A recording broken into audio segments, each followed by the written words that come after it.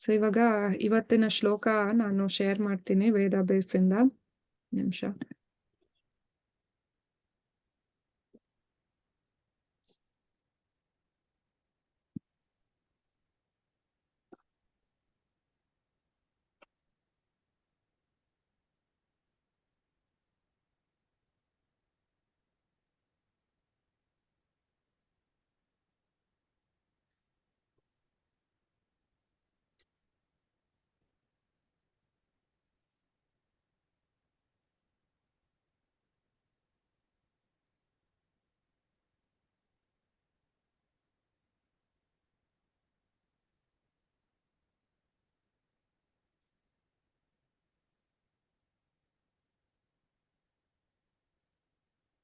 ಒಂದು 7.52. So start ಮಾಡೋಣ. Mataji. Okay.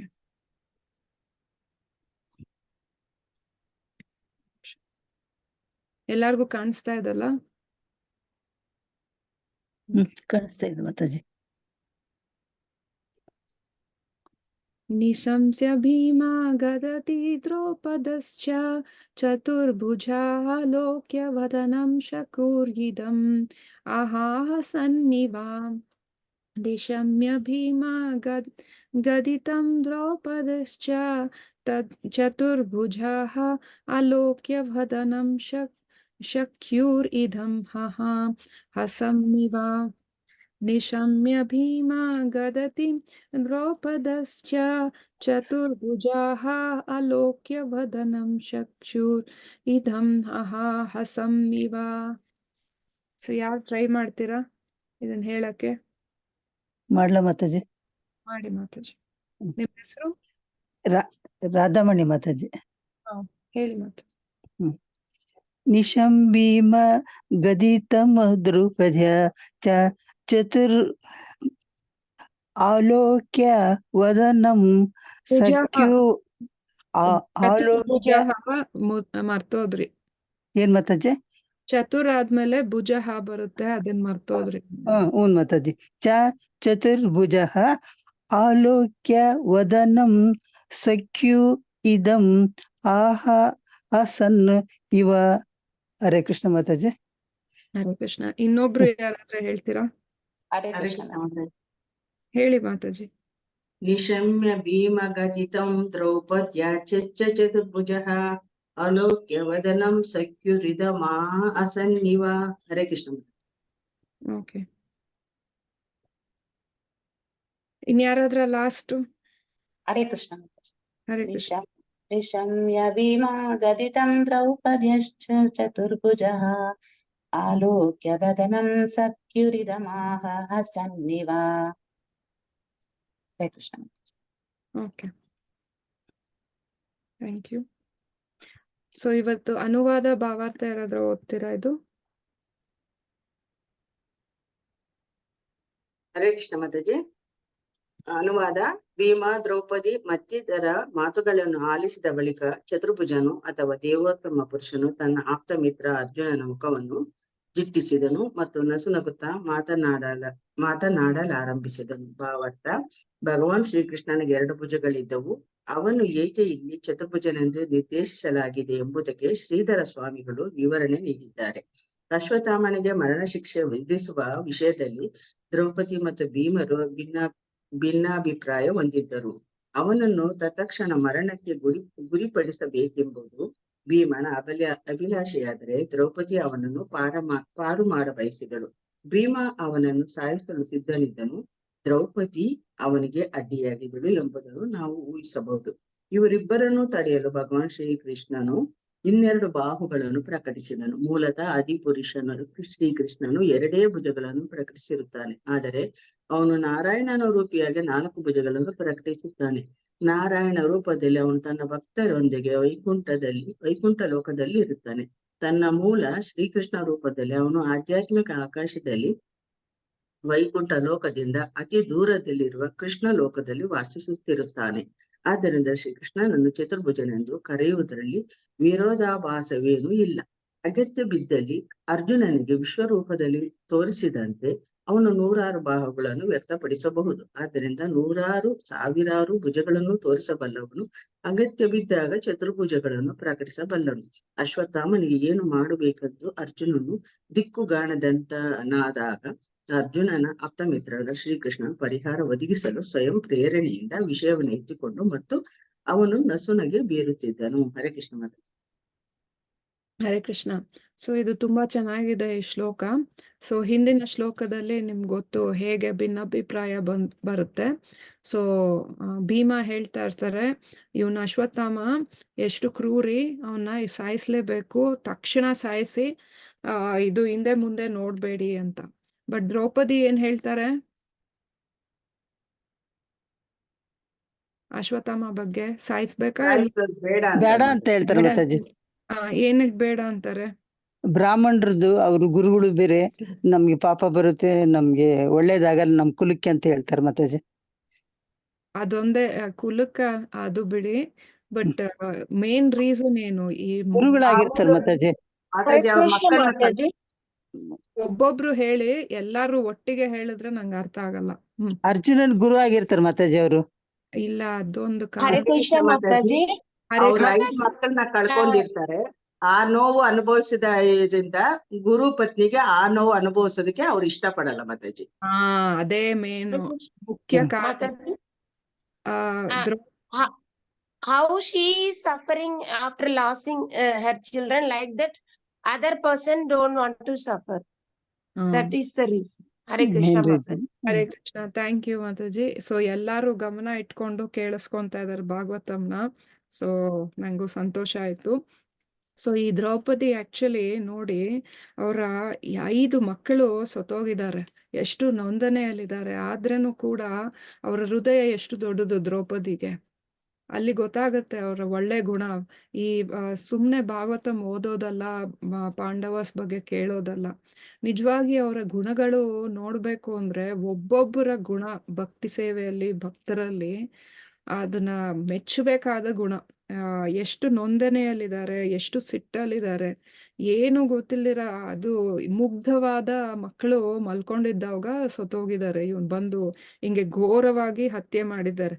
ಆಮೇಲೆ ಇಂಥ ಹೀನ ಕಾರ್ಯ ಮಾಡಿರೋರ್ಗೆ ಶಾಸ್ತ್ರಗಳ ಪ್ರಕಾರ ನಾವು ಅವ್ರಿಗೆ ಸಾಯಿಸಿದ್ರೇನು ಏನು ಕರ್ಮ ಬರಲ್ಲ ಅಂತಾನೆ ಹೇಳಿದೆ ಶಾಸ್ತ್ರಗಳ ಪ್ರಕಾರ. ಆದ್ರೇನು ಕೂಡ ದ್ರೌಪದಿ ಎಷ್ಟು ದೊಡ್ಡ ಹೃದಯ ಅಂದ್ರೆ, ಹಿಂಗಾದ್ರೇನು ಏನ್ ಹೇಳ್ತಾರೆ, ಬೇಡ, ನಾನು ನೊಂತಾ ಇದ್ದೀನಿ, ನನ್ನ ಮಕ್ಕಳು ಕಳ್ಕೊಂಡು ಇದು ಕೃಪಾಚಾರ್ಯ ಹೆಂಡತಿ ಅವರು ಆಗ್ಲೇ ಅವ್ರ ತಂದೆ ತೀರೋಗಿದ್ದಾರೆ. ಇವಾಗ ಮಗನು ತೀರೋದ್ರೆ ಅವಳನ್ನ ದುಃಖ ನೋಡಕ್ಕಾಗಲ್ಲ ಅಂತ. ಸೊ ಭಕ್ತರು ಹೇಗಿರ್ತಾರೆ, ಪರ ದುಃಖ ದುಃಖಿ, ಬೇರೆಯವರ ದುಃಖದಲ್ಲಿ ತಮ್ಮ ದುಃಖವನ್ನು ನೋಡ್ತಾ ಇರ್ತಾರೆ. ಸೊ ಇದು ದ್ರೌಪದಿ. ಇವಾಗ ಇಲ್ಲಿ ಇಬ್ರಲ್ಲೂ ಭಿನ್ನಾಭಿಪ್ರಾಯ ಬಂದಿದೆ. ಯಾರಿಗೆ? ಭೀಮ ಮತ್ತೆ ದ್ರೌಪದಿಯಲ್ಲಿ. ಸೊ ಅರ್ಜುನ ಅದರ ಮಧ್ಯೆ. ಅರ್ಜುನ ಏನ್ ಹೇಳಿದ್ದು, ದ್ರೌಪದಿಗೆ ವಚನ ಕೊಟ್ಟು, ಯಾರು ನಮ್ಮ ಮಕ್ಕಳನ್ನ ಸಾಯಿಸಿದಾರೋ ನಾನು ಖಂಡಿತ ಅವ್ರನ್ನ ಕರ್ಕೊಂಬಂದು ಅವನ್ನ ಸಾಯಿಸಿ ನಿನ್ ಮುಂದೆ ಅವನ್ನ ಇದು ಮಾಡ್ತೀನಿ ಅಂತ ಕರ್ಕೊಂಬರ್ತಾನೆ. ಸೊ ಅವನ ವಚನವನ್ನು, ಅವನ ಕ್ಷತ್ರಿಯ, ಸೊ ವಚನ ಏನ್ ಕೊಡ್ತಾನೋ ಅದು ಮಾಡೇ ಮಾಡ್ತಾನೆ. ಸುಖ ಹೊಡ್ಕೊಂಡ್ ಬಂದಿದ್ದಾನೆ. ಇಲ್ಲಿ ಕೃಷ್ಣ ಇನ್ನೊಂದು ಪಾತ್ರ ವಹಿಸ್ತಾ ಇದ್ದಾರೆ. ಸೊ ಮಹಾಭಾರತದಲ್ಲಿ ನೀವು ನೋಡ್ಬೋದು, ಕೃಷ್ಣ ಅರ್ಜುನ ಗೊಂದಲ ಆದಾಗ ಅವ್ರಿಗೆ ಗೊತ್ತಿರ್ಲಿಲ್ಲ ಏನು ಒಳ್ಳೇದು ಏನ್ ಕೆಟ್ಟದು ಏನ್ ಮಾಡ್ಬೇಕು ಅಂತ. ಅವಾಗ ಕೃಷ್ಣನ ಗುರುವಾಗಿ ಸ್ವೀಕಾರ ಮಾಡಿದ್ರು. ಈಗ ಅರ್ಜುನ ಈ ಪರಿಸ್ಥಿತಿಯಲ್ಲಿನೂ ಕೂಡ ಕೃಷ್ಣ ಅವರ ಸಹಾಯ ಮಾಡ್ತಾರೆ. ಪಾರ್ಥ ಸಾರಥಿಯಾಗಿ ಕರ್ಕೊಂಡೋಗಿ ಅಶ್ವತ್ಥಾಮ ಎಲ್ಲಿದಾರೋ ಅಲ್ಲಿ ಕರ್ಕೊಂಡೋಗಿ ಎಲ್ಲ ಮಾಡ್ತಾರೆ. ಆಮೇಲೆ ಅವ್ರನ್ನ ಕರ್ಕೊಂಬಂದಾಗೂನು ಅವರ ಜೊತೆಗಿರ್ತಾರೆ. ಇವಾಗ ಈ ಭಿನ್ನಾಭಿಪ್ರಾಯ ಬಂದಾಗ ಕೃಷ್ಣನ್ ಗೊತ್ತಿತ್ತು ಈ ತರ ಭಿನ್ನಾಭಿಪ್ರಾಯ ಬರುತ್ತೆ ಅಂತ. ಬಟ್ ಏನ್ ಮಾಡ್ತಾ ಇದ್ದಾರೆ, 2 ಪಾರ್ಟೀಸ್ ನಡಿಮಧ್ಯೆ ಒಂಥರ ಸಮಾಧಾನ ಮಾಡೋರು, ಪೀಸ್ ಮೇಕರ್ ಅಂತ ಹೇಳ್ತಿರಲ್ಲ ಇಂಗ್ಲಿಷ್ ಅಲ್ಲಿ, ಅಂದ್ರೆ ಶಾಂತಿ ಶಾಂತಿ ಸಮಾಧಾನ ಕೊಡೋರು ತರ ಇಲ್ಲಿ ಕೃಷ್ಣ ಮಾಡ್ತಾ ಇದ್ದಾರೆ. ಸೊ ಎಲ್ಲಾರ್ಗುನು ಶಾಂತ ಮಾಡ್ಬೇಕು ಅಂದ್ರೆ ಎಲ್ಲಾರ್ಗುನು ಕರೆಕ್ಟ್ ಅವ್ರವ್ರು ಇದ್ರಲ್ಲೇನೆ ಸರಿ. ಭೀಮ ಹೇಳ್ತಾ ಇರೋದು ಸರಿ, ದ್ರೌಪದಿ ಹೇಳ್ತಾ ಇರೋದು ಸರಿ. ಬಟ್ ಇಲ್ಲಿ ಭಕ್ತರಲ್ಲೂ ಕೂಡ ಎಷ್ಟೊಂದ್ ಸತಿ ಈ ತರ ಭಿನ್ನಾಭಿಪ್ರಾಯಗಳು ಬರುತ್ತೆ. ಬಟ್ ನಾವು ಪ್ರಭುಪಾದ ಏನ್ ಹೇಳಿರೋದು ಅಂದ್ರೆ ಇನ್ನ ಉತ್ತಮವಾದ ಕಾರಣಕ್ಕೋಸ್ಕರ ನಾವೆಲ್ಲ ಕೂಡಿ ಕೃಷ್ಣ ಪ್ರಜ್ಞೆನ ಇದು ಕೋಆಪರೇಟ್ ಮಾಡ್ಬೇಕು. ಇಲ್ಲಿಂದ ಏನ್ ಕಲಿಬೋದು ಅಂದ್ರೆ ನಮ್ಮ ಉತ್ತಮ ಗುರಿಗೋಸ್ಕರ ನಾವೇನೇ ಇದ್ರೇನು, ನಮ್ಮ ಭಿನ್ನಾಭಿಪ್ರಾಯ ಇದ್ರೇನು ನಾವು ಏನೋ ಒಪ್ಕೊಂಡು ಹೋಗ್ಬೇಕು, ಹೊಂದಾಣಿಕೆಯಲ್ಲಿ ಹೋಗ್ಬೇಕು ಅಂತ ಇಲ್ಲಿ ತೋರಿಸ್ತಾ ಇದೆ. ಸೊ ಕೃಷ್ಣ ಇಲ್ಲಿ ಯಾರು ಇವಾಗ ಅರ್ಜುನನ್ಗೆ ಗೊಂದಲ, ಏನ್ ಮಾತ್ ಕೇಳಲಿ, ಯಾರು ಇದು ಪಾರ್ಟಿ ತಗೊಂಡ್ಲಿ ಅಂತ ಅರ್ಜುನ. ಸೊ ಅವಾಗ ಕೃಷ್ಣನ ನೋಡ್ದಾಗ ಕೃಷ್ಣ ಆಕ್ಚುಲಿ ಯಾವಾಗೂನು ನೀವು ಶ್ಯಾಮ ಸುಂದರ ಇದು ದ್ವಿಜ 2 ಭುಜದ ಕೃಷ್ಣನ ಯಾವಾಗೂ ನೋಡ್ತೀರ. ಇಲ್ಲಿ ಸ್ಪೆಷಲ್ ಆಗಿ ಚತುರ್ಭುಜ ರೂಪವನ್ನ ಇದು ಕೃಷ್ಣ ತೋರಿಸ್ತಾರೆ. ಸೊ ಅದರ ವಿಶೇಷ ಏನು? ಚತುರ್ಭುಜ ಏನಕ್ಕೆ ತೋರಿಸ್ತಾರೆ ಇಲ್ಲಿ ಈ ರೂಪನ? ಇಲ್ಲಿ ನಾರಾಯಣನ ರೂಪ ಕೃಷ್ಣ ಭೀಮನ ಮತ್ತೆ ದ್ರೌಪದಿನ ಸಮಾಧಾನ ಮಾಡೋದಕ್ಕೋಸ್ಕರ ಸಮಾಧಾನ ಮಾಡಕ್ಕೆ. ಸೊ ಆಕ್ಚುಲಿ ತೋರ್ಸೋದು ಏನು ಬೇಡ, ಬಿಕಾಸ್ ಎಲ್ಲಾರ್ಗೂ ಗೊತ್ತು ಅವರು ದೇವೋತ್ತಮ ಪರಮ ಪುರುಷ ಅವ್ರ ಜೊತೆಗಿದ್ದಾರೆ ಅಂತ. ಬಟ್ ನಿಮ್ಗೆ ಗೊತ್ತು ಭೀಮ ಎಷ್ಟು ಕೋಪ, ಆಮೇಲೆ ದ್ರೌಪದಿಗೂ ಅಷ್ಟೇ ಇದು. ಸೊ ಅದಕ್ಕೆ ಅವ್ರಿಬ್ಬರನ್ನ ಸಮಾಧಾನ ಮಾಡಕ್ಕೆ ಇಬ್ರು ಭಕ್ತರು. ಸೊ ಇಲ್ಲಿಂದ ಏನ್ ಕಲಿಬೋದು ಅಂದ್ರೆ, ಒಂದು ಭಿನ್ನಾಭಿಪ್ರಾಯ ಬಂದ್ರೆ ಭಕ್ತರಲ್ಲೇನೆ ನಾವು ಸಮಾಧಾನ ಮಾಡಿ 2 ಪಾರ್ಟೀಸ್ದು ನಾವು ಕೇಳಿಸ್ಕೊಬೇಕು ಫಸ್ಟು. ಆಮೇಲೆ ನಮ್ಮ ಅಭಿಪ್ರಾಯ ಹೇಳಿ ಈ ಮುಂದಿನ ಒಳ್ಳೆ ಉದ್ದೇಶ ಇಟ್ಕೊಂಡು, ಈ ಮುಖ್ಯ ಉದ್ದೇಶ ಏನು ಅಂದ್ರೆ ಹೈಯೆಸ್ಟ್ ಗೋಲ್, ಅದನ್ನ ಯಾವುದು ಉತ್ತಮವಾದದ್ದು ಅದನ್ನ ಮಾಡಬೇಕು. ಸೊ ಇವಾಗ ಅರ್ಜುನನ್ ಗೊತ್ತಿಲ್ಲ ಏನು. ಸೊ ಅದಕ್ಕೆ ಕೃಷ್ಣನ ನೋಡ್ತಾರೆ. ಕೃಷ್ಣನ ಸಖನಾಗಿ ನೋಡ್ಬಿಟ್ಟು ಕೃಷ್ಣ ಇವಾಗ ನಕ್ಕೊಂಡು, ಅವ್ರಿಗೆ ಗೊತ್ತು ಏನ್ ಒಳ್ಳೇದು, ಏನಾಗತ್ತೆ ಮುಂದೆ, ಏನ್ ಆಗಿದೆ ಹಿಂದೆ ಎಲ್ಲ ಗೊತ್ತು. ಸೊ ಇವಾಗ ಕೃಷ್ಣ ಮಾತಾಡಕ್ಕೆ ಶುರು ಮಾಡ್ತಾರೆ. ಸೊ ಇಷ್ಟ ಅರ್ಥ ಆಯ್ತಾ ನಿಮ್ಗೆ ಈ ಶ್ಲೋಕದಲ್ಲಿ? ಇನ್ನ ಮುಂದೆ ಶ್ಲೋಕಕ್ಕೆ ಹೋಗೋಣ. ಸೊ ಇವ್ ಕೃಷ್ಣ ಏನ್ ಮಾತಾಡ್ತಾರೆ ನೋಡೋಣ. ಶ್ರೀ ಭಗವಾನುವಾಚ ಬ್ರಹ್ಮಬಂಧುರ್ನ ಹಂತವ್ಯ ಆತತಾಯಿ ವರ್ಧಾನಃ ಮಾಯಾವೋಭ್ಯಾಯಂ ಅಮನತ್ತಂ ಪರಿಪಾಹಿ ಅನುಶಾಸನಂ ಕುರು ಪ್ರತಿಶ್ರುತಂ ಸತ್ಯಂ ಯತ್ತತ್ ಸತ್ವಯತಾ ಪ್ರಿಯಂ ಚ ಭೀಷ್ಮಸೇನಸ್ಯ ಪಾಂಚಾಲ್ಯ ಮಾಹ್ಯಂ ಏವ ಚ. ಶ್ರೀ ಭಗವಾನುವಾಚ ಬ್ರಹ್ಮಬಂಧುರ್ನ ಹಂತವ್ಯಂ ಆತತಾಯಿ ಬಂಧಹಾನಃ ಮಾಯಾವೋಭ್ಯಂ ಅಮಾನಂತಂ ಪರಿಪಾಹಿ ಅನುಶಾಸನಂ ಕುರು ಪ್ರತಿಶ್ರುತಂ ಸತ್ಯಂ ಯತ್ತತ್ ಸಂತ್ವಾಯತಾ ಪ್ರಿಯಂ ಚ ಭೀಮಸೇನಸ್ಯ ಪಾಂಚಾಲ್ಯ ಮಾಹ್ಯಂ ಏವ ಚ. ಯಾರಾದ್ರೂ ಒಬ್ರು ಹೇಳಿ. ಹರೇ ಕೃಷ್ಣ. ಶ್ರೀ ಭಗವಾನುವಾಚ ಬ್ರಹ್ಮಬಂಧುರ್ನ ಹಂತವ್ಯಾ ತಥಾಯಿ ವದಾರ್ಹಣಃ ಮಯ್ಯೇವೋಭಯಮಾಮ್ನಾತಂ ಪರಿಪಾಹ್ಯಾನುಶಾಸನಂ ಕುರು ಪ್ರತಿಶ್ರುತಂ ಸತ್ಯಂ ಯತ್ನತ್ ಸಾಂತ್ವಯುತಾ ಪ್ರಿಯಂ ಚ ಭೀಮಸೇನಸ್ಯ ಪಾಂಚಾಲ್ಯಾ ಮಹ್ಯಮೇವ ಚ. ಹರೇ ಕೃಷ್ಣ. ಧನ್ಯವಾದ ಕೃಷ್ಣ. ಓಕೆ, ಅನುವಾದ ಭಾವಾರ್ಥ ಯಾರಾದ್ರೂ ಓದಿ. ದೇವೋತ್ತಮ ಪುರುಷ ಶ್ರೀಕೃಷ್ಣನು ಹೇಳಿದನು, ಬ್ರಾಹ್ಮಣ ಮಿತ್ರನನ್ನು ಮೆತ್ತಿಗೆ ಓದಿ. ಮೆತ್ತಿಗೆ ಸರಿ. ದೇವೋತ್ತಮ ಪುರುಷ ಶ್ರೀಕೃಷ್ಣನು ಹೇಳಿದನು, ಬ್ರಾಹ್ಮಣ ಮಿತ್ರನನ್ನು ಕೊಲ್ಲಬಾರದು, ಆದರೆ ಅವನು ಆಕ್ರಮಣಕಾರನಾದಲ್ಲಿ ಕೊಲ್ಲಲೇಬೇಕು. ಇವೆಲ್ಲವೂ ಧರ್ಮ ಗ್ರಂಥಗಳಲ್ಲಿವೆ. ನೀನು ಅದರಂತೆ ವರ್ತಿಸಬೇಕು.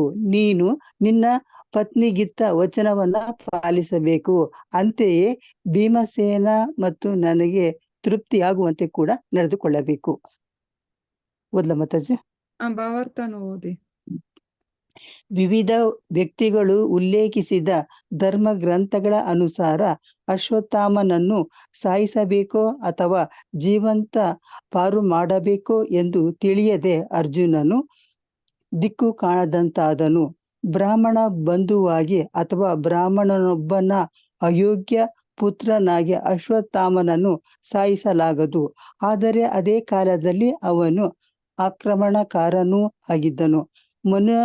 ಮನುಸ್ಮೃತಿಯ ಪ್ರಕಾರ ಆಕ್ರಮಣಕಾರನನ್ನು ಅವನು ಬ್ರಾಹ್ಮಣನಾಗಿದ್ದರೂ ಇನ್ನು ಬ್ರಾಹ್ಮಣನ ಅಯೋಗ್ಯ ಪುತ್ರನ ಬಗ್ಗೆ ಹೇಳುವುದೇನಿದೆ? ಸಾಯಿಸಬೇಕು. ದ್ರೋಣಾಚಾರ್ಯರು ಪದಶಃ ನಿಜಾರ್ಥದಲ್ಲಿ ಖಂಡಿತವಾಗಿಯೂ ಬ್ರಾಹ್ಮಣನಾಗಿದ್ದರು. ಆದರೆ ರಣರಂಗದಲ್ಲಿ ನಿಂತ ಕಾರಣದಿಂದ ಅವರು ಹತ್ಯೆಯಾಯಿತು. ಅಶ್ವತ್ಥಾಮನು ಆಕ್ರಮಣಕಾರನಾದರೂ ಯಾವುದೇ ಶಸ್ತ್ರಾಸ್ತ್ರವಿಲ್ಲದೆ ಹೋರಾಟಕ್ಕೆ ನಿಂತಿದ್ದನು. ನಿಯಮವೆಂದರೆ ಶಸ್ತ್ರಾಸ್ತ್ರ ಅಥವಾ ರಥವಿಲ್ಲದ ಆಕ್ರಮಣಕಾರನನ್ನು ಕೊಲ್ಲಬಾರದು. ಇವೆಲ್ಲವೂ ನಿಜವಾಗಿ ದಿಕ್ಕುಗಾಣಿಸದಂತೆ ಗೊಂದಲಗೆಡಿಸುವ ವಿಚಾರಗಳು. ಜೊತೆಗೆ ಅರ್ಜುನನನ್ನು ದ್ರೌಪದಿಗೆ ನೀಡಿದ ವಚನವನ್ನು ಪಾಲಿಸಿ ಅವಳನ್ನು ಸಂತೈಸಬೇಕಾಗಿತ್ತು.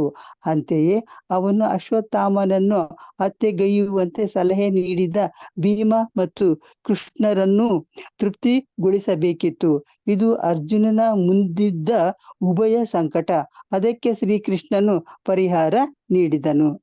ಹರೇ ಕೃಷ್ಣ ಮಾತಾಜಿ. ಓಕೆ.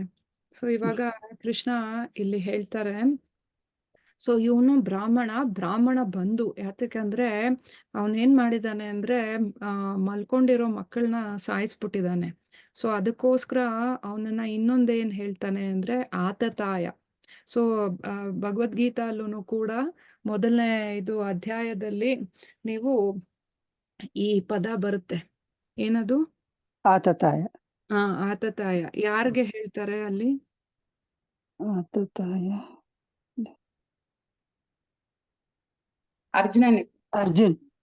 ಅರ್ಜುನ್ಗಲ್ಲ. ಅಗ್ರೆಸರ್ಸ್, ಬೇರೆಯವ್ರ ಮನೆಗೆ ಬೆಂಕಿ ಹಚ್ಚೋರು, ಪರಸ್ತ್ರೀಯರನ್ನು ಯಾರಿಗೆ ಹೇಳ್ತಾರೆ ಗೊತ್ತು ಅದು, ಬಟ್ ಯಾರು ಅಲ್ಲಿ ನಾನ್ ಕೇಳ್ತಾ ಇರೋದು ಭಗವದ್ಗೀತೆಯಲ್ಲಿ. ಮಾತಾಜಿ ಮ್ಯೂಟ್ ಮಾಡ್ಕೊಳ್ಳಿ ಮಾತಾಜಿ. ಕೃಷ್ಣ ಹೇಳ್ತಾ ಇರೋದು. ಕೃಷ್ಣ ಯಾರ್ಗೆ ಹೇಳ್ತಾ ಇರೋದು? ಯಾರ ಬಗ್ಗೆ ಹೇಳ್ತಾ ಇದಾರೆ? ಆತತಾಯಿ ಅಶ್ವತ್ಥಾಮನ್ ಬಗ್ಗೆ ಹೇಳ್ತಾ ಇದ್ರು ಮಾತಾಜಿ. ಇಲ್ಲಿ ಭಾಗವತ ಅಂತ ಹೇಳ್ತಾ ಇಲ್ಲ, ಭಗವದ್ಗೀತೆಯಲ್ಲಿ. ನಾನ್ ಭಾಗವತಂ ಕೇಳ್ತಾ ಇಲ್ಲ, ಭಗವದ್ಗೀತೆಯಲ್ಲಿ ಹೇಳ್ತಾನೆ. ದುರ್ಯೋಧನ ಕೌರವಾಸು ಆತತಾಯಿ. ಸೊ ಇಲ್ಲೂ ಕೂಡ ಇದೇ ಪದ ಬಂದಿದೆ ಭಾಗವತಂ ಅಲ್ಲೂ ಕೂಡ. ಇಲ್ಲಿ ಅಶ್ವತ್ಥಾಮಗೆ ಹೇಳಿದ್ದಾರೆ. ಸೊ ಆತತಾಯಿ ಅಂದ್ರೆ ಏನು? ಯಾರೋ ಹೇಳಕ್ಕೆ ಶುರು ಮಾಡಿದ್ರು ಅವಾಗೇನೆ. ಅದರ ಪದದ ಅರ್ಥ ಏನು? ಆಕ್ರಮಣಕಾರ ಆಗಿರ್ತಕ್ಕಂಥದ್ದು ಮಾತಾಜಿ. ಓಕೆ. ಏನೇನು ಅದ್ರಲ್ಲಿ ಏನೇನ್ ಬರುತ್ತೆ? ಲೈಕ್ ಏನೇನ್ ಮಾಡಿದ್ರೆ ನಾವ್ ಸಾಯಿಸಿದ್ರೆ ಏನು ನಮ್ಗೆ ಪಾಪ ಬರಲ್ಲ ಅಂತ 4 ಏನೋ ಇದೆ ಕಾರಣ.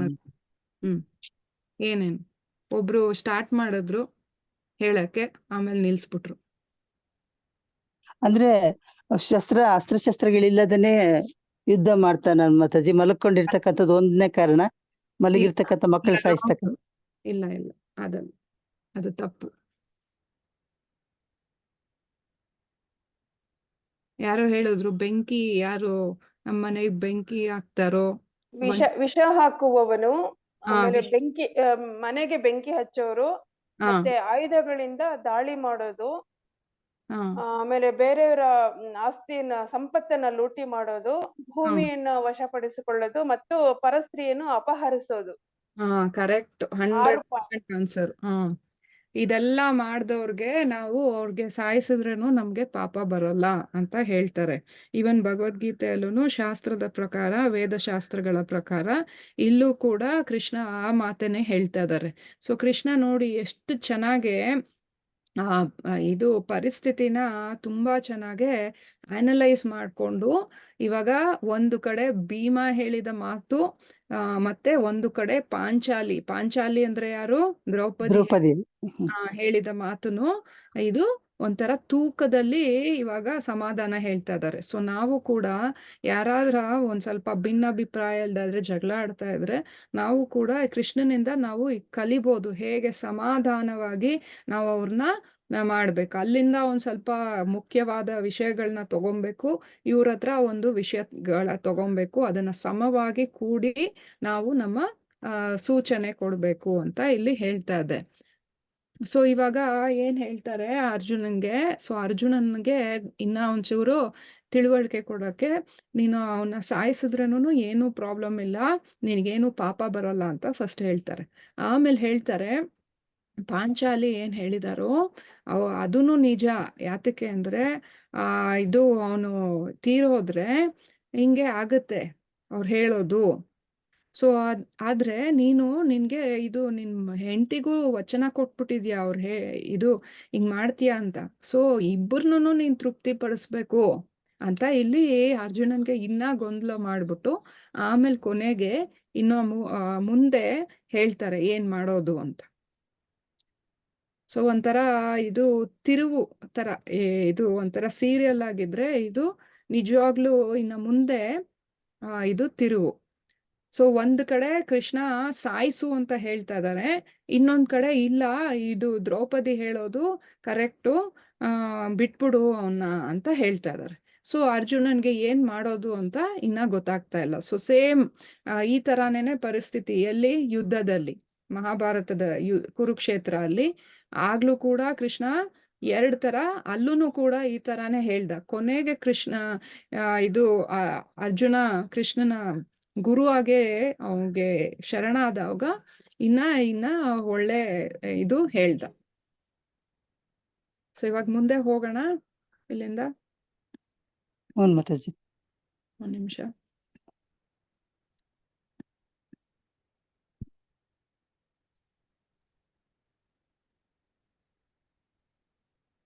ಸೊ ಇವಾಗ ಸುತ ಮಹರ್ಷಿ ಇವಾಗ ಹೇಳ್ತಾ ಇದಾರೆ ಇದನ್ನ ಪರೀಕ್ಷಿತ್ ಮಹಾರಾಜ್ಗೆ. ಸುತ ಉವಾಚ ಅರ್ಜುನ ಸಹ ಸಂಜ್ಞಾಯ ಹರೇರ್ಹರ್ದಂ ಅತಾಶಿನಂ ಮಾನಿಂ ಜಹಾರ ಮೂರ್ಧಾನ್ಯಂ ದ್ವಿಜಸ್ಯ ಸಹ ಮೂರ್ಧಜಂ. ಸುತ ಉವಾಚ ಅರ್ಜುನ ಸಹ ಸಂಜ್ಞಾಯ ಹರಿರ್ಹರ್ದಂ ಅತಾಸಿನಂ ಮಾನಿಂ ಜಹಾರ ಮೂರ್ಧಾನ್ಯಂ ದ್ವಿಜಸ್ಯ ಸಹ ಮೂರ್ಧಜಂ. ಯಾರಾದ್ರೂ ಹೇಳ್ತೀರಾ? हरे कृष्णा माता जी, हरे कृष्णा। शील प्रभुपाद की जय। श्रुतोवाच अर्जुनः सहसाज्ञाय हरे हार्दम् अदासिना मनिं जहार मूर्धन्यं द्विजस्य सह मूर्धजं। हरे कृष्णा माता जी, हरे कृष्णा। शील प्रभुपाद की जय। ಇನ್ನೊಬ್ರು ಯಾರಾದ್ರೂ ಹೇಳ್ತೀರಾ? ಹರೇ ಕೃಷ್ಣ. ಹರೇ ಕೃಷ್ಣ. ಸೂತ ಉವಾಚ ಅರ್ಜುನ ಸಹ ಸಾಂಗಾಯ ಹರೇರ್ಹಾರ್ದಾದ ಮತಾಸಿನ ಮಣಿಂ ಜಹಾರ ಮೂರ್ಧನ್ಯಂ ದ್ವಿಜಸ್ಯ ಸಹ ಮೂರ್ಧಜಂ. ಓಕೆ, ಹರ್ದಂ ಅದು ಹರ್ದ ಅಲ್ಲ ಅಷ್ಟು. ಓಕೆ, ಇನ್ನೊಬ್ರು ಯಾರಾದ್ರ? ಸೂತಃ ಉವಾಚ ಅರ್ಜುನಃ ಸಾಹಸ ಆಗ್ನೇಯ ಹರೇಃ ಹಾರ್ದಂ ಅಥ ಅಸೀನ ಮಣಿಂ ಜರಃ ಮೂರ್ಧಮ್ಯ ದ್ವಿಜಸ್ಯ ಸಹ ಮೂರ್ಧಜಂ. ಹರೇ ಕೃಷ್ಣ ಮಾತಾಜಿ. ಚೂರ್ ಮಿಸ್ಟೇಕ್ಸ್ ಇತ್ತು. ಹಾರ್ದಂ ಮನಿಂ ಜಹಾರ ಮೂರ್ಧನ್ಯಂ ಅದು. ಹಾರ್ದಂ ಅಸೀನ ಜರಹ ಮೂರ್ಧನ್ಯಂ ಮಣಿಂ ಜಹಾರ ಮೂರ್ಧನ್ಯಂ. ಹರೇ ಕೃಷ್ಣ ಮಾತಾಜಿ. ಅನುವಾದ ಭಾರತ ಯಾರಾದ್ರೂ ಓದಿ, ತುಂಬಾ ಚಿಕ್ಕದು. ಹರೇ ಕೃಷ್ಣ ಮಾತಾಜಿ. ಹರೇ ಕೃಷ್ಣ. ಸೂತ ಮುನಿಗಳು ನುಡಿದರು. ಈ ವೇಳೆಗೆ ಅರ್ಜುನನು ಶ್ರೀಕೃಷ್ಣನ ದ್ವಂದ್ವಾರ್ಥದ ಆದೇಶದ ಉದ್ದೇಶವನ್ನು ಅರಿತುಕೊಂಡನು ಮತ್ತು ತನ್ಮೂಲಕ ಅವನು ತನ್ನ ಖಡ್ಗದಿಂದ ಅಶ್ವತ್ಥಾಮನ ತಲೆಯಿಂದ ಕೇಶಸಹಿತ ಶಿರೋಮಣಿಯನ್ನು ಛೇದಿಸಿದನು. ಭಾವಾರ್ಥ: ವಿವಿಧ ವ್ಯಕ್ತಿಗಳ ತದ್ವಿರುದ್ಧವಾದ ಆದೇಶಗಳನ್ನು ಪಾಲಿಸುವುದು ಅಸಾಧ್ಯವಾದದ್ದು. ಆದ್ದರಿಂದ ಅರ್ಜುನನು ತನ್ನ ತೀಕ್ಷ್ಣ ಬುದ್ಧಿಮತೆಯಿಂದ ಪರಿಹಾರವೊಂದನ್ನು ಕಂಡುಕೊಂಡು ಅಶ್ವತ್ಥಾಮನ ತಲೆಯಿಂದ ಶಿರೋಮಣಿಯನ್ನು ಬೇರ್ಪಡಿಸಿದನು. ಇದರಿಂದ ಅವನ ಶಿರಚ್ಛೇದನ ಮಾಡಿದಂತೆಯೇ ಆಯಿತು ಮತ್ತು ವಾಸ್ತವಿಕವಾಗಿ ಅವನ ಪ್ರಾಣವನ್ನು ಪಾರು ಮಾಡಿದಂತೆಯೂ ಆಯಿತು. ಇಲ್ಲಿ ಅಶ್ವತ್ಥಾಮನನ್ನು ದ್ವಿಜನೆಂದು ಸೂಚಿಸಲಾಗಿದೆ. ಅವನು ಖಂಡಿತವಾಗಿಯೂ ದ್ವಿಜನಾಗಿದ್ದನು, ಆದರೆ ಅವನು ತನ್ನ ಸ್ಥಾನದಿಂದ ಪತನ ಹೊಂದಿದ್ದನು. ಆದ್ದರಿಂದಲೇ ಅವನು ಯಥೋಚಿತವಾಗಿ ದಂಡಿಸಲಾಯಿತು. ಹರೇ ಕೃಷ್ಣ ಮಾತಾಜಿ. ಹರೇ ಕೃಷ್ಣ. ಸೊ ಇಲ್ಲಿ ಅರ್ಜುನನ್ಗೆ ಇವಾಗ ಗೊತ್ತಾಗ್ಬಿಡುತ್ತೆ, ಒಂದ್ಸತಿ ಗೊಂದಲ ಆಗತ್ತೆ. ಈ ತರ ಕೃಷ್ಣ ಈ ತರ 2 ವಿರುದ್ಧವಾದ ಆದೇಶಗಳನ್ನ ಕೊಡ್ತಾ ಇದ್ದಾರೆ. ಸೊ ನಾನು ಏನ್ ಮಾಡ್ಲಿ ಅಂತ. ಬಟ್ ಯಾವಾಗ ಕೃಷ್ಣನ ಶರಣು ತಗೊಂತಾರೋ ಇಲ್ಲೂ ಕೂಡ, ಅವಾಗ ಅರ್ಜುನನ್ಗೆ ಇವಾಗ ಸರಿಯಾದ ತೀರ್ಪು ಬರುತ್ತೆ, ಸರಿಯಾದ ಬುದ್ಧಿ ಬಂದು ಅವನೇನ್ ಮಾಡ್ತಾನೆ, ಇವಾಗ ಅವನ ಕತ್ತಿ ತಗೊಂಡು, ಸೊ ದ್ರೌಪದಿ ಹೇಳ್ದಂಗೆ ಅವನ್ನ ಬಿಡ್ಬೇಕು, ಪ್ರಾಣ ಅಪಾಯ ಮಾಡಬಾರ್ದು, ಬಟ್ ಪಾಠನೂ ಕಲಿಸ್ಬೇಕು. ಸೊ ಅದಕ್ಕೆ ಏನ್ ಮಾಡ್ತಾನೆ, ಅಶ್ವತ್ಥಾಮ ಮೇಲೆ ಅವನು ಹುಟ್ಟಿದ ನಂತರ ಅಶ್ವತ್ಥಾಮ ಅವನ ತಲೆ ಮೇಲೆ ಒಂದು ಮಣಿ ಇರುತ್ತೆ. ಸೊ ಈ ಮಣಿ ಬಗ್ಗೆನೂ ಒಂದು ಕತೆ ಇದೆ ಆಕ್ಚುಲಿ, ಬಟ್ ಈಗ ಟೈಮ್ ಇಲ್ಲ ಹೇಳಕ್ಕೆ. ಬಟ್ ಈ ಮಣಿ ಏನಕ್ಕಿರೋದು ಅಂದ್ರೆ, ಈ ಮಣಿ ಅಶ್ವತ್ಥಾಮ ಮೇಲೆ ಇರೋದು, ಅವನು ಹುಟ್ಟಿದಿಂದ ಈ ಮಣಿ ಇರುತ್ತೆ. ಸೊ ಈ ಮಣಿ ಅವನ್ಗೆ ಒಂಥರ ಲೈಕ್ ಅಮರತ್ವವನ್ನು ಕೊಡುತ್ತೆ. ಅಮರತ್ವ ಮತ್ತೆ ತುಂಬಾ ಶಕ್ತಿ ಕೊಡುತ್ತೆ. ಎಲ್ಲ ಮನುಷ್ಯರಿಂದ ಜಾಸ್ತಿ ಶಕ್ತಿ, ಜಾಸ್ತಿ ಬಲಶಾಲಿಯಾಗಿ ಆಡಕ್ಕೆ, ಮತ್ತೆ ಇದು ದಾಹ ಮತ್ತೆ ಏನು ತುಂಬಾನೇ ಹೊಟ್ಟೆ ಹಸಿ ಮತ್ತೆ ಎಲ್ಲಾ ತರ ರೋಗಗಳ ನಿವಾರಣೆ ಈ ಮಣಿಯಿಂದ ಬರುತ್ತೆ. ಮತ್ತೆ ಎಲ್ಲಾ ತರ ಅಸ್ತ್ರಗಳು ಈ ಮಣಿಯಿಂದನೂ ಸಿಕ್ಕುತ್ತೆ. ಆಮೇಲೆ ಎಲ್ಲ ದೇವತೆಗಳು ಮತ್ತೆ ನಾಗ ಎಲ್ಲ ಇದರಿಂದ ಅದಕ್ಕಿಂತ ಜಾಸ್ತಿ ಶಕ್ತಿ ಇರುತ್ತೆ ಈ ಮಣಿ ಹಾಕೊಂಡಿರೋರ್ಗೆ. ಆಮೇಲೆ ಮೋಸ್ಟ್ ಇಂಪಾರ್ಟೆಂಟ್, ಈ ಮಣಿಯಿಂದ ಅವನು ಅಮರತ್ವ ಮತ್ತೆ ಮಾಯ ಆಗೋ ಶಕ್ತಿ ಇರುತ್ತೆ. ಸೊ ಒಂಥರ ಅವನಿಗೆ ಇದು ತುಂಬಾ ಶಕ್ತಿವಂತ ತರ ಯಾವಾಗೂನು ಆಡ್ತಾ ಇರ್ತಾನಲ್ಲ ಅಶ್ವತ್ಥಾಮ. ಸೊ ಅದಕ್ಕೆ ಇವಾಗ ಅವನ್ ಪಾಠ ಕಲ್ಸಕ್ಕೆ ಅರ್ಜುನ ಮಣಿನ ಇಲ್ಲಿ ಇದು ತೆಗೆದುಬಿಟ್ಟು ಅವನ ಇದು ಒಂದು ತಲೆ ಕೂದಲು ಒಂದು ಭಾಗನ ಇದು ಕತ್ತರಿಸಿ ಕಳಿಸ್ತಾನೆ. ಸೊ ಆಕ್ಚುಲಿ ಹಿಂದಿನ ಕಾಲ ಇದೇ ಸೇಮ್ ಸನ್ನಿವೇಶ ಇವನ್ ಕೃಷ್ಣನು ಕೂಡ ರುಕ್ಮಿಣಿ ಸಂವಾದ, ಅಂದ್ರೆ ರುಕ್ಮಿಣಿ ಇದು ನಾಟ್ ಸಂವಾದ, ರುಕ್ಮಿಣಿನ ಆಕ್ಚುಲಿ ಇದು ಸಭೆಯಿಂದ ಕೃಷ್ಣ ಕರ್ಕೊಂಡು ಹೋಗ್ತಾ ಇರ್ತಾನಲ್ಲ. ಸೊ ಅವಾಗ ಅವರ ತಮ್ಮ ಬರ್ತಾರೆ, ರುಕ್ಮಿ ಅಂತ. ಸೊ ಅವ್ ಬರ್ತಾನೆ, ಅವ್ರ ಜೊತೆಗೆ ಜಗಳ ಆಗತ್ತೆ. ಸೊ ಸಭಾಂಗಣದಲ್ಲಿ ತುಂಬಾ ಜನ ಇರ್ತಾರೆ. ಸೊ ರುಕ್ಮಿಣಿ ಜೊತೆಗೆ ಇನ್ನೇನು ಮದ್ವೆ ಆಗಕ್ಕೆ, ಬಟ್ ಕೃಷ್ಣ ಬಂದು ರುಕ್ಮಿಣಿ ಒಂದು ಪತ್ರ ಬರ್ದಿದ್ದಕ್ಕೆ ಅವ್ರನ್ನ ಕರ್ಕೊಂಡು ಹೋಗ್ಬಿಡ್ತಾರೆ. ಸೊ ಅದೇ ಸಂದರ್ಭದಲ್ಲಿ ಅಲ್ಲೂ ಕೂಡ ಈ ಶಿಶುಪಾಲ ಬರ್ತಾನೆ ಕೃಷ್ಣನ್ ಜೊತೆಗೆ ಇದು ಹೋರಾಡಕ್ಕೆ, ಜಗಳ ಆಡಕ್ಕೆ. ಸೊ ಅಲ್ಲೂ ಕೂಡ ಕೃಷ್ಣ ಅಲ್ಲಿ ಶಿಶುಪಾಲಂಗೆ ಇದು ಹೇಳಕ್ಕೆ ಅವನ್ಗುನು ಈ ತರಾನೇ ಕೂದಲು ಕಟ್ ಮಾಡಿಸಿ ಬಿಡ್ತಾರೆ. ಸಾರಿ, ರುಕ್ಮಿ ಅಂದ್ರೆ ರುಕ್ಮಿಣಿಯ ತಮ್ಮನ್ಗೆ ಈ ತರ ಕಟ್ ಮಾಡಿ ಕೊಡ್ತಾರೆ. ಸೊ ಇದರಿಂದ ಏನು ತಿಳಿಯುತ್ತೆ ಅಂದ್ರೆ ಅವನ್ಗೆ ಶಿಕ್ಷೆನೂ ಸಿಕ್ಕುತ್ತೆ, ಆಮೇಲೆ ಅವನ್ ಪ್ರಾಣನೂ ಇದು ಬಿಡ್ತಾರೆ. ಸೊ ಇದರಿಂದ 2 ಉದ್ದೇಶನೂ ಪೂರ್ಣವಾಗುತ್ತೆ. ಸೊ ಈ ತರ ತಲೆ ಉಪಯೋಗಿಸ್ಬೇಕು ಅಂದ್ರೆ ಅದು ಕೃಷ್ಣನೇ ಕೊಡೋದು ಈ ಬುದ್ಧಿ.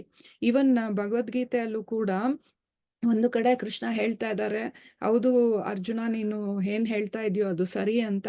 ಇನ್ನೊಂದ್ ಕಡೆ ಕೃಷ್ಣನೇ ಹೇಳ್ತಾ ಇದ್ದಾರೆ, ಇಲ್ಲ ಇದನ್ ಬಿಟ್ಟು ನೀನು ಆತ್ಮತತ್ವವನ್ನು ಮಾಡಬೇಕು ಅಂತ. ಕೊನೆಗೆ ಅರ್ಜುನ ಪೂರ್ತಿ ಕೃಷ್ಣನ ಶರಣಾದಾಗ ಅವನಿಗೆ ಕೊನೆಯ ಉದ್ದೇಶ ಏನ್ ಕೊಡ್ತಾರೆ, ನೀನ್ ಏನೇ ಮಾಡಿದ್ರೇನು ನನ್ನ ನಿಮಿತ್ತ ಮಾತ್ರೇನ ಭವ ಸವ್ಯಸಾಚಿ ಅಂತ ಹೇಳ್ತಾರೆ. ಅಂದ್ರೆ ನನ್ನ ಇದು ಆಜ್ಞೆಯಂಗೆ ನನ್ನ ಶಸ್ತ್ರವಾಗು ಅರ್ಜುನ, ಅವಾಗ ನೀನೇನೇ ಮಾಡಿದ್ರೇನು ನನಗೆ ಸೇರಿದ್ದು ಅಂತ ನಾನ್ ನೋಡ್ಕೊಂತೀನಿ ಅಂತ ಕೃಷ್ಣ ಅಲ್ಲಿ. ಹಾಗೇನೆ ಇಲ್ಲೂ ಕೂಡ ಕೃಷ್ಣನ ಭರವಸೆ ಇಲ್ಲಿ ಕೊಡ್ತಾರೆ. ಸೊ ಇಲ್ಲಿಂದ ಏನ್ ಕಲಿಬೇಕು ಅಂದ್ರೆ, ನಾವು ಸರಿಯಾದ ಜನರ, ಯಾರು ಶಾಸ್ತ್ರ ಮತ್ತೆ ಗುರು ಮತ್ತೆ ಎಲ್ಲಾನು ಪಾಲನೆ ಮಾಡ್ತಾರೋ ಅಂಥೋ ಜನರ ನಾವು ಸಂಪರ್ಕದಲ್ಲಿದ್ರೆ, ಅವರ ಆಶ್ರಯ ತಗೊಂಡ್ರೆ ನಾವು ಯಾವುದು ತಪ್ಪು ಮಾಡಲ್ಲ. ಸೊ ಹಾಗೇನೆ ಇಲ್ಲಿ ಅರ್ಜುನ ಕೃಷ್ಣನ ಶರಣ ತಗೊಂಡ್ರು. ಸೊ ಅದಕ್ಕೆ ಈ ಭಿನ್ನಾಭಿಪ್ರಾಯ ಬಂದ್ರೇನು ಒಳ್ಳೇದು ಆಯ್ತು. ಇದು ಅವರು ಒಳ್ಳೆ ಇದು ನಿರ್ಧಾರ ತಗೊಂಡ್ರು ಇಲ್ಲಿಂದ. ಸೊ ಅಶ್ವತ್ಥಾಮ ಅಲ್ಲಿಂದ ಬಿಡುಗಡೆ ಆದ.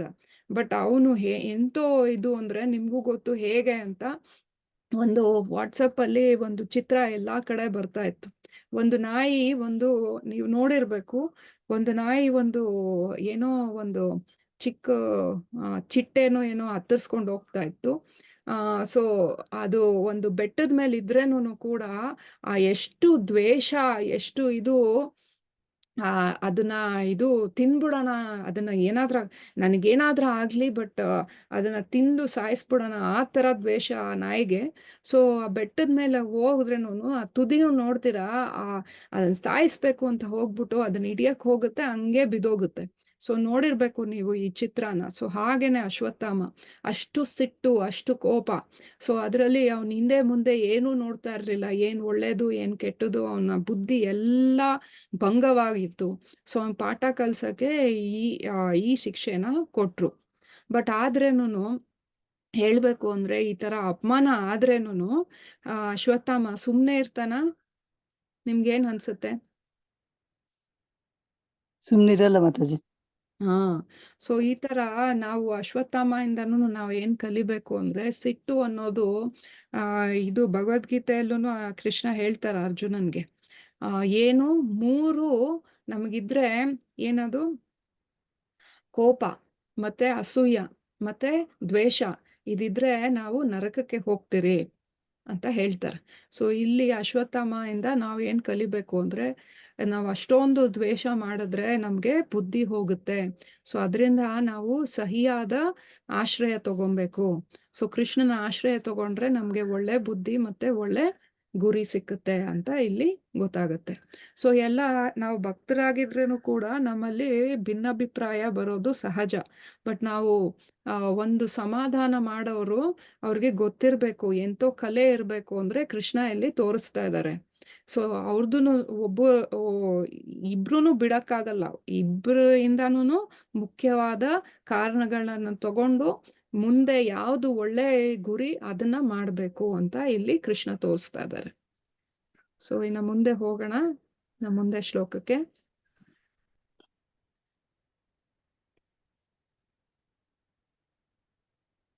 ಹೋಗೋಣ ಏನು? ಹ್ಞೂ ಮಾತಾಜಿ. ಓಕೆ. 56. ವಿಮುಚ್ಯ ರಸನಂ ಬಂಧಂ ಬಾಲಹತ್ಯಂ ಹತಾ ಪ್ರಭಂ ತೇಜಸ್ಯ ಮನಿನಾ ಹೀನಂ ಶಿಬಿರಂ ನಿರಾಯಪಯಾತ್. ವಿಮುಚ್ಯ ರಸನಂ ಬಂಧಂ ಬಾಲಹತ್ಯ ಹತಾ ಪ್ರಭಂ ತೇಜಸಾ ಮಾನಿನಾ ಹೀನಂ ಶಿಬಿರಂ ನಿರಾಯಪಯಾತ್. ವಿಮುಚ್ಯ ರಸನಾ ಬದ್ಧಂ ಬಾಲಹತ್ಯಂ ಹತಾ ಪ್ರಭಂ ತೇಜಸಾ ಮನಿನಾ ಹೀನಂ ಶಿಬಿರಂ ನಿರಾಯಪಾಯತ್. ಯಾರಾದ್ರೂ ಹೇಳ್ತೀರಾ? ಹರೇ ಕೃಷ್ಣ. ಹರೇ ಕೃಷ್ಣ. ವಿಮುಚ್ಯ ದಶನಾಭೃತಂ ಬಾಲಹತ್ಯಾ ಹತಃ ಪ್ರಭಂ ತೇಜಸಾ ಮಣಿನಾ ಹೀನಂ ಶಿಬಿರಾ ನಿರಯಾಪಯತ್. ಥ್ಯಾಂಕ್ ಯು ಮಾತಾಜಿ. ಇನ್ನೊಬ್ರು? ನಿಮಿಚ್ಯ ರಸನಬದ್ಧಂ ಬಾಲಹತ್ಯ ಹತ ಪ್ರಭಂ ತೇಜಸ ಮಣಿನ ಈನಂ ಶಿಬಿರಾತ್ ನಿರಯಾಪಯತ್ ನಿರಯಾಪಯತ್. ಓಕೆ, ಥ್ಯಾಂಕ್ ಯು ಹರೇ ಮಾತಾಜಿ. ಕೃಷ್ಣ ಮಾತಾಜಿ. ಸೊ ಅನುವಾದ ಭಾವಾರ್ಥ ಯಾರಾದ್ರೂ ಓದಿ. ಹರೇ ಕೃಷ್ಣ ಮಾತಾಜಿ. ಹರೇ ಕೃಷ್ಣ. ಅವನು ಅಶ್ವತ್ಥಾಮ ಶಿಶು ಹತ್ಯೆಯಿಂದಾಗಿ ಈ ವೇಳೆಗಾಗಲೇ ತನ್ನ ದೇಹಕಾಂತಿಯನ್ನು ಕಳೆದುಕೊಂಡಿದ್ದನು. ಮೇಲಾಗಿ ಈಗ ಶಿರೋಮಣಿಯನ್ನು ಕಳೆದುಕೊಂಡು ಮತ್ತಷ್ಟು ದುರ್ಬಲನಾದನು. ಹೀಗೆ ಅವನನ್ನು ಬಂಧ ಮುಕ್ತಗೊಳಿಸಿ ಶಿಬಿರದಿಂದ ಹೊರದೂಡಲಾಯಿತು. ಭಾವಾರ್ಥ: ಹೀಗೆ ಅವಮಾನಿತನಾಗಿ ತೇಜೋವಧೆಗೊಂಡ ಅಶ್ವತ್ಥಾಮನು ಭಗವಾನ್ ಶ್ರೀ ಕೃಷ್ಣ ಮತ್ತು ಅರ್ಜುನನ ಬುದ್ಧಿಮತ್ತೆಯಿಂದಾಗಿ ಏಕಕಾಲದಲ್ಲಿ ಸಂಹೃತನು ಮತ್ತು ಅಸಂಹೃತನೂ ಆದನು. ಹರೇ ಕೃಷ್ಣ. ಹರೇ ಕೃಷ್ಣ. ಸೊ ಇವಾಗ ಅಶ್ವತ್ಥಾಮನ ಸ್ಥಿತಿಯನ್ನ ಹೇಳ್ತಾ ಇದ್ದಾರೆ. ಸೊ ಅಶ್ವತ್ಥಾಮ ಶಿಶು ಹತ್ಯೆ ಎಂತ ಘೋರ ಹತ್ಯ, ಯಾರು ಮಾಡಲ್ಲ ಅಂತೂ ಹತ್ಯ ಮಾಡ್ಬಿಟ್ಟು ಅವನ ಇದು ಶಾರೀರಿಕ ಪ್ರಕಾಶ ಎಲ್ಲ ಕಮ್ಮಿ ಆಗೋಯ್ತು. ಆಮೇಲೆ ಇವಾಗ ಶಿರೋಮಣಿ ಅಂದ್ರೆ ಅವನ ತಲೆ ಮೇಲೆ ಇದ್ದಿದ್ದ ಮಣಿ ಅದನ್ನು ಕಳ್ಕೊಂಡ್ಬಿಟ್ಟು ಎಲ್ಲಾ ಶಕ್ತಿಯನ್ನ ಕಲ್ಕೊಂಡ. ಮತ್ತೆ ಅವನ್ಗೆ ಒಂಥರ ಅಪಮಾನ ಆಯ್ತು. ಸೊ ಆ ಅಪಮಾನದಿಂದ ಅವನು ಅಲ್ಲಿಂದ ಆಚೆ ಬಂದ.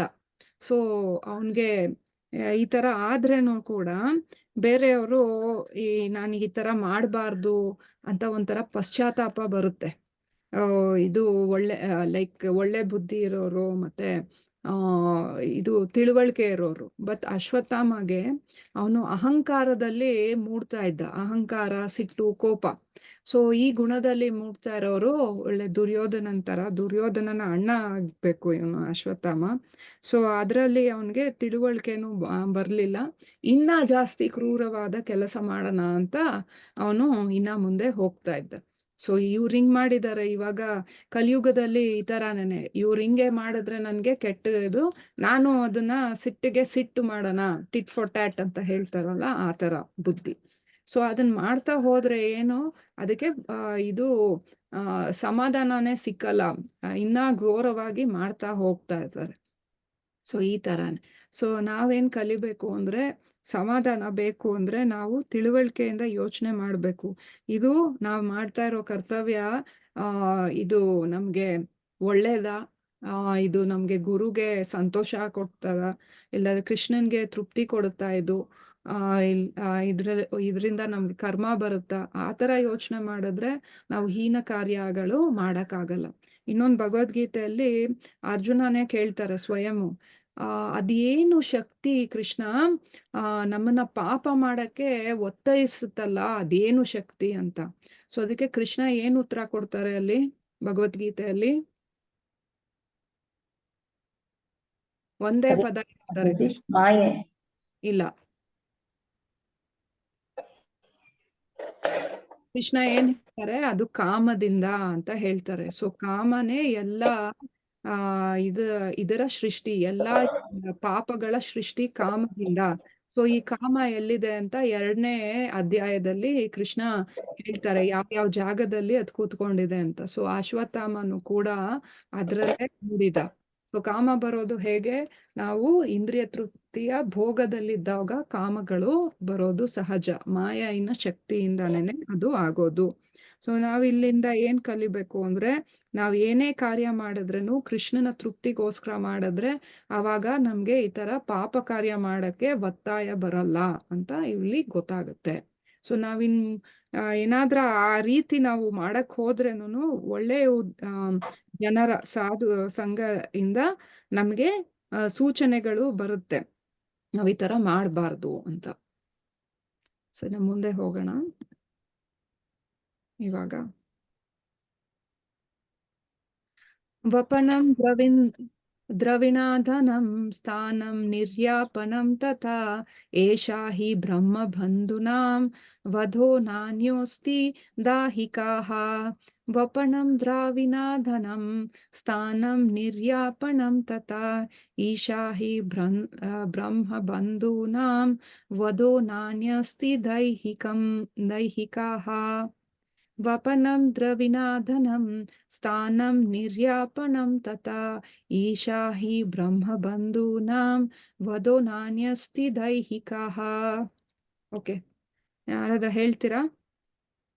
ಹರೇ ಕೃಷ್ಣ ಮಾತಾಜಿ. ಹೇಳಿ ಮಾತಾಜಿ.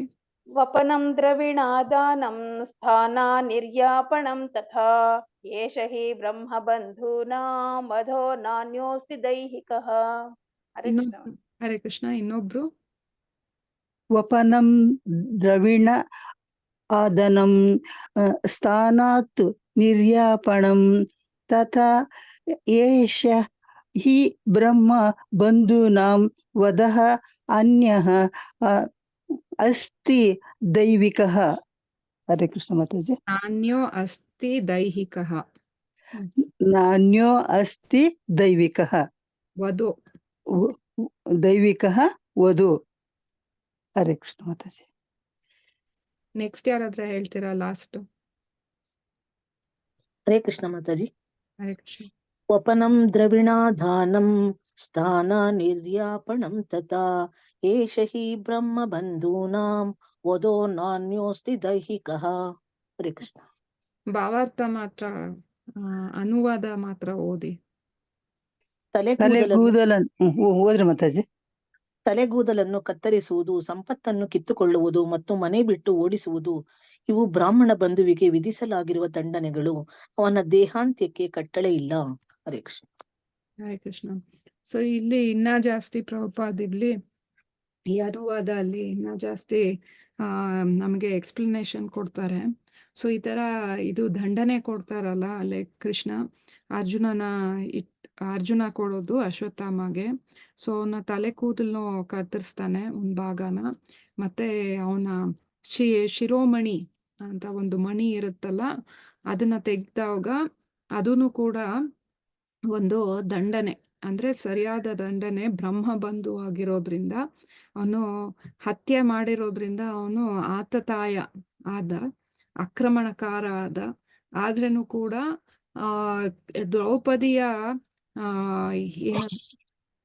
ದ್ರೌಪದಿಯ ಕೃಪೆ ಮತ್ತೆ ಕನಿಕರದಿಂದ ಅವನು ತನ್ನ ಪ್ರಾಣ ಹೋಗಲದಿರ ಅವನ್ ಪ್ರಾಣ ಹತ್ಯೆ ಆಗ್ಲಿಲ್ಲ. ಸೊ ಈ ತರ ಈ ದಂಡನೆಗಳೆಲ್ಲ ಇದು ಬ್ರಾಹ್ಮ ಬಂಧುಗೆ ಕೊಡ್ಬೋದು ಅಂತ ಇಲ್ಲಿ ಹೇಳ್ತಾ ಇದ್ದಾರೆ ಶಾಸ್ತ್ರದ ಪ್ರಕಾರ. ಆದ್ರೆ ಅವನ್ನ ಸಾಯಿಸೋ ತರ ಏನು ಬರ್ದಿಲ್ಲ ಅಂತ ಶಾಸ್ತ್ರಗಳ ಪ್ರಕಾರ ಬರ್ದಿದೆ.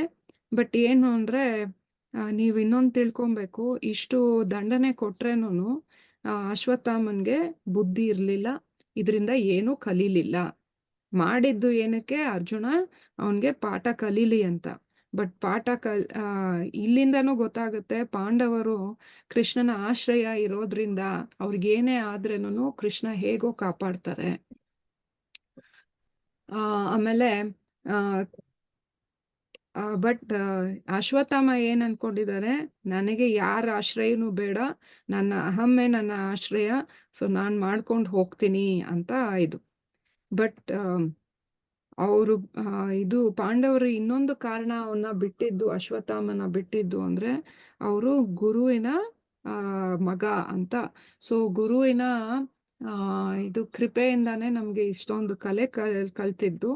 ಸೊ ಅದರಿಂದ ಅವರ ಕೃತಜ್ಞತೆ ರೂಪದಲ್ಲಿ ಅವನ ಶರೀರವನ್ನು ಇದು ಬಿಟ್ಟಿದ್ದು, ಹತ್ಯೆ ಮಾಡೋದ್ರಿಂದ ಬಿಟ್ಟಿದ್ದು ಅಂತ ಇಲ್ಲಿ ಗೊತ್ತಾಗುತ್ತೆ. ಸೊ ಇನ್ನು ಮುಂದೆ ಹೋಗೋಣ ಕೊನೆಯ ಶ್ಲೋಕಕ್ಕೆ.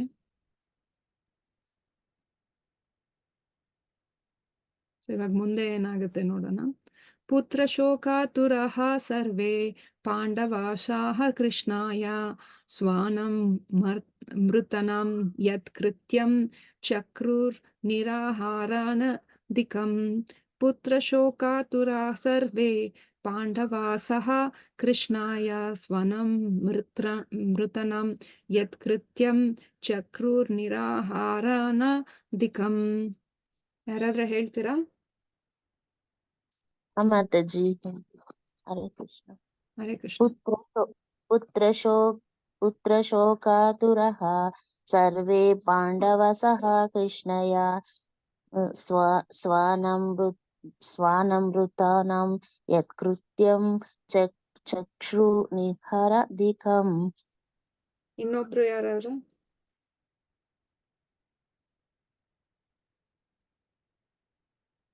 ಶ್ಲೋಕ ಹೇಳೋರು ಯಾರಾದ್ರೂ ಇದ್ದಾರ? ಹರೇ ಕೃಷ್ಣ. ಹರೇ ಕೃಷ್ಣ ಮಾತಾಜಿ. ಹರೇ ಕೃಷ್ಣ.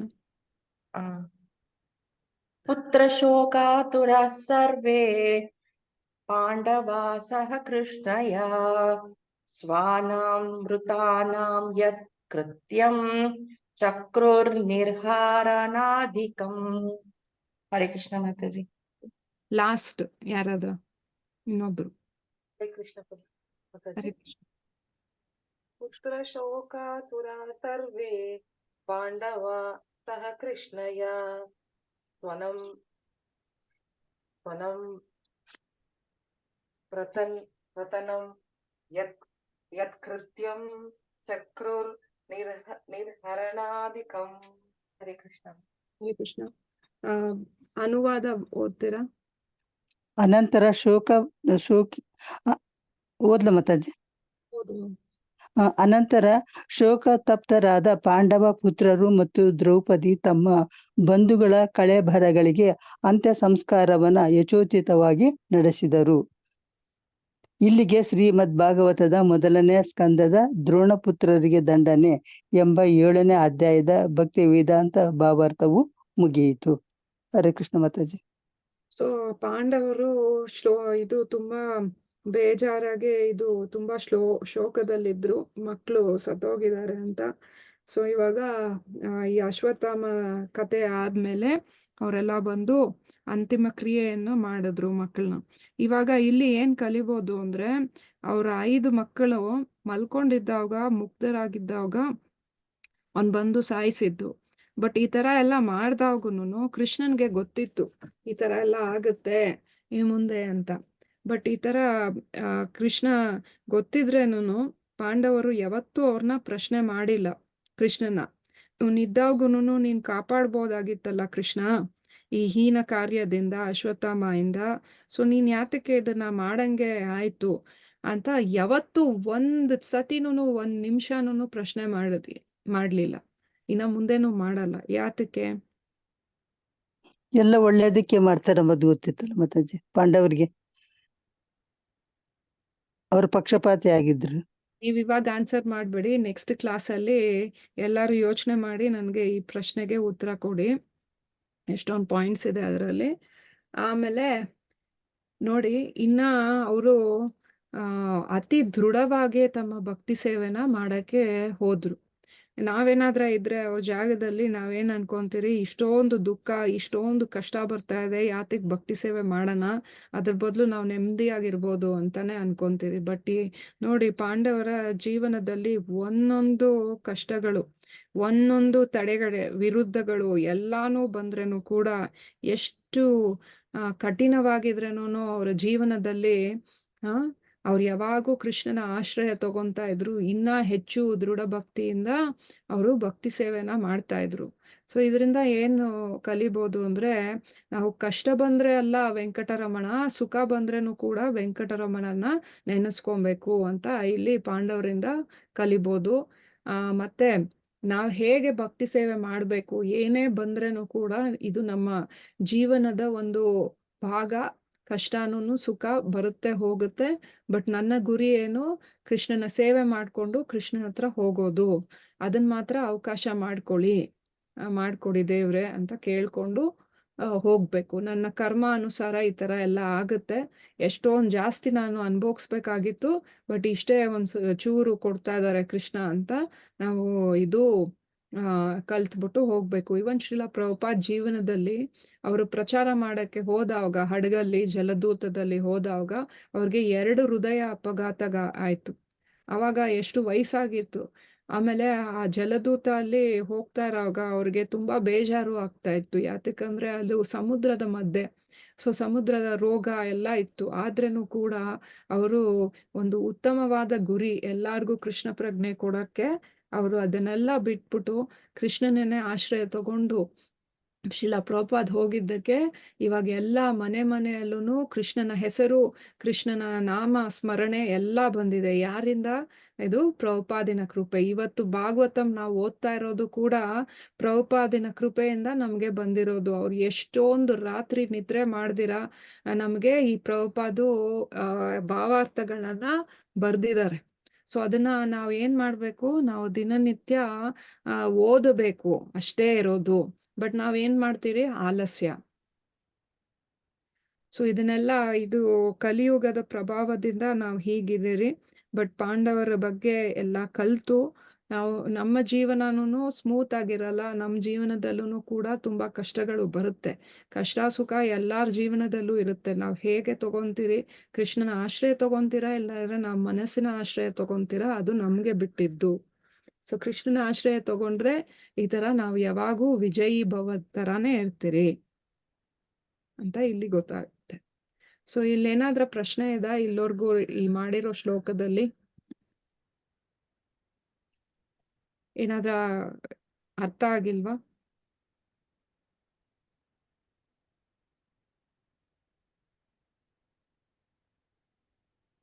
ಮಾತಾಜಿ ಆ ಮಣಿ ಯಾರು ಕೊಟ್ಟಿದ್ದು ಮಾತಾಜಿ ಅಶ್ವತ್ಥಮರ್ಗೆ?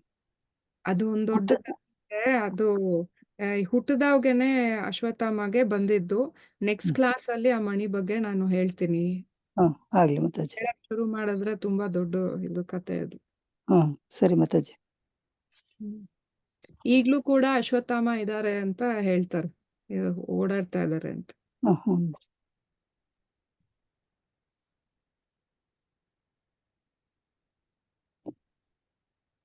ಅಶ್ವತ್ಥಾಮನ್ಗೆ ಸಾವಿಲ್ವಾ ಮಾತಾಜಿ? ಇಲ್ಲ ಚಿರಂಜೀವಿ. ಪರಶುರಾಮಗೂ ಚಿರಂಜೀವಿ, ಅಶ್ವತ್ಥಾಮನು ಚಿರಂಜೀವಿ.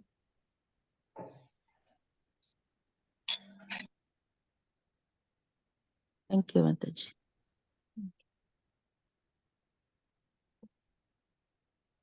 ಇನ್ನೇನಾದ್ರೂ ಪ್ರಶ್ನೆ ಇದಾ?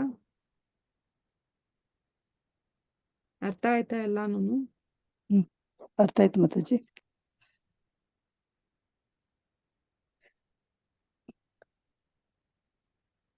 ಸೊ ಇಲ್ಲಿ ನಾವು ನಿಲ್ಸೋಣ.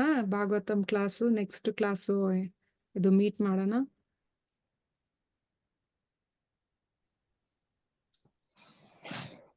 ಹರೇ ಕೃಷ್ಣ ಮಾತಾಜಿ, ದಂಡೋತ್ ಪ್ರಣಾಮ.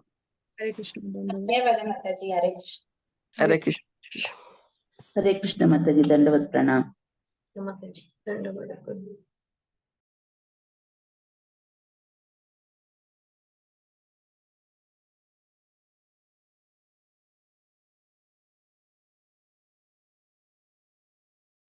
ಹರೇ ಕೃಷ್ಣ ಮಾತಾಜಿ. ಹರೇ ಕೃಷ್ಣ ಮಾತಾಜಿ, ದಂಡವತ್ ಪ್ರಣಾಮ.